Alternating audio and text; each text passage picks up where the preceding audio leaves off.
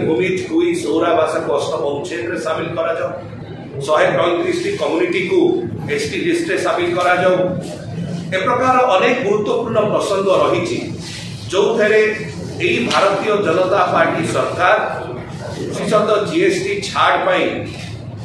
आम दलर सभापति पूर्वतन माननीय मुख्यमंत्री श्री नवीन पट्टनायक महोदय बारंबार केन्द्र को चिठी लिखिं निरंजन बाबू निजे संसद में यह विषय उठे हो मुंडाई संपूर्ण भाव में 100 दिन विफल होती जो डबल इंजिन सरकार डिंडिम पिटुले ये डबल इंजिन नुह ये डबल डबा सरकार पंपा डबा सरकार बड़ कथा कहूवा किंतु भारतीय जनता पार्टी सरकार एक आदिवासी विरोधी सरकार बोली कहले अत्युक्ति हम ना आम आशा करुचु विजु जनता दलर आज प्रेस वार्ता जो जो प्रसंग एवं डिमांड गुड़ी उत्थापन करा माने निजर कार्यबल कौन साहस ना एवं विशेषकर आदिवासी भाई भौणी मान मनरे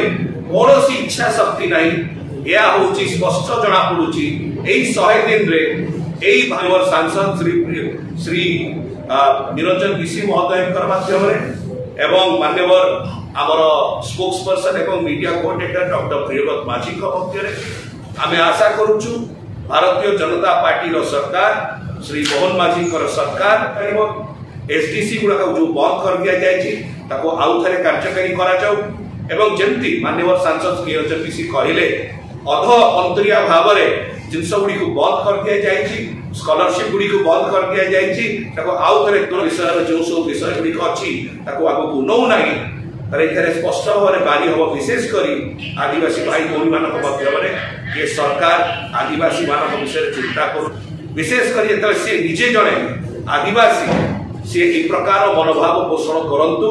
जे ओडिशार 1 कोटी आदिवासी भाई भौणी मान कल्याण काम करंतु केवल क्षमता नुह किंतु केमतिका पूर्णांग विकास तो चालू करा ये सब प्रसंग रही सब डिमांड रही जदि आसंता दिन मानकरे